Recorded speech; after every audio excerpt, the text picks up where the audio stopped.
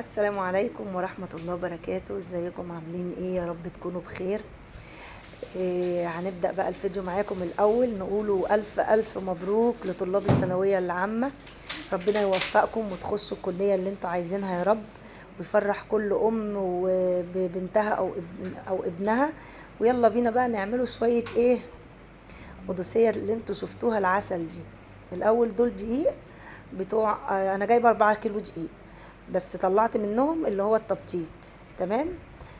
هنحط ميه عاديه من الحنفيه خالص، ما فيهاش اي حاجه الا شويه ملح صغيرين خالص، رشه ملح صغيره.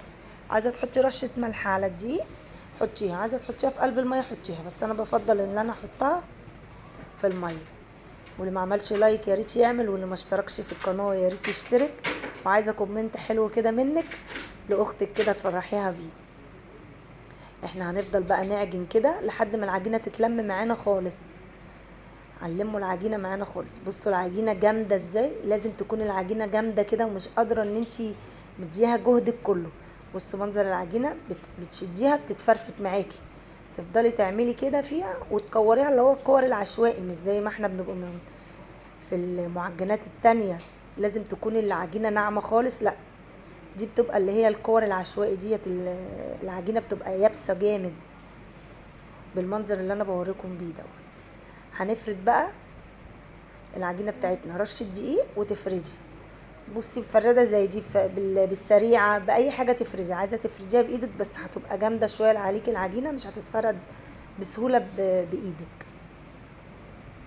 طبعا بتسيبيها ترتاح، ما بتكمليش 3-4 دقايق على بعض. عقبال ما بتحضري حاجتك وطبليتك وحاجتك بتكون العجينه هي كده كده بتبقى ارتاحت، لان هي العجينه بتبقى يابسه جامد ناشفه.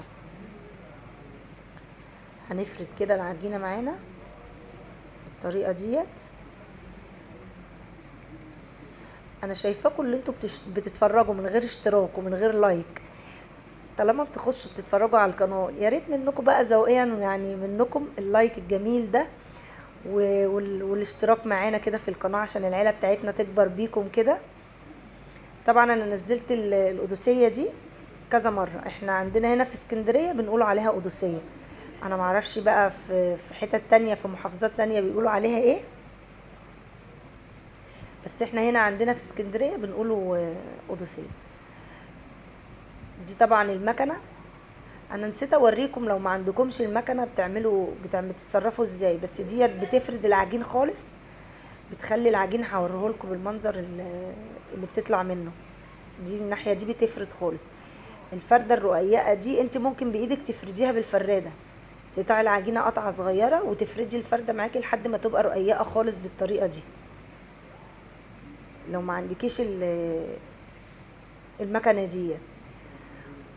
ونفس الكلام، ولو ما عندكيش المكنه وانت عايزه تخليها تتشرشب كده، ممكن بالسكينه تبرميها وتقطعيها بالسكينه. انا مورياكم في فيديو قديم قبل كده. الله اكبر، الله اعظم يا عزيز بالعز بيك يا رب. موريالكم في فيديو قديم قبل كده ازاي تقطعيها بالسكينه. لو انت عايزه تشوفي ازاي بتتقطع بالسكينه ممكن تخشي على الفيديو القديم اللي قبل دوت. بصوا بقى بتطلع مفرفره ازاي. اهم حاجه الدقيق، اهم حاجه الدقيق معاكي هيخليها تبقى مفرفره كده. لو ما حطيتيش دقيق حلو في العجينه بتاعتك هتطلع العجينه منك لازقه في بعضها، مش هتتفرفر بالطريقه ديت. حاسه ان انا اتكلمت كتير الفيديو دوت. بصوا هي كده طلعت معانا، فبتطلع بتبقى ساعات ماسكه في بعضها، انت بتمسكيها تفرفطيها كده. لسه سخنه بقى. نمسك كده اي حاجه شابكه في بعضها تفرفطيها من بعض كده.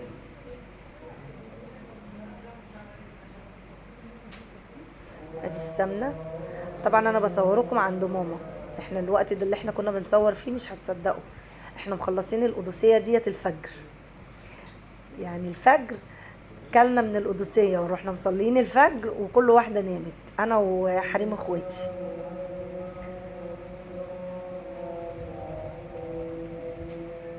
افتكرناها ان احنا نعملها. حسين اعملي لي قدسيه، اعملي لي قدسيه. افتكرناها على الساعه كام؟ عقبال ما بدأنا كانت الساعه 12، عقبال ما خلصنا وعملنا كانت الفجر يقدن علينا، لان احنا بقى ما عملناش الكميه دي بس، عملنا كمية بقى، مرات اخويا عملت ومرات اخويا التانية ومرات اخويا التانية، كل واحدة فينا بقى عملت. فطبعا بقى عقبال ما استوت وكده.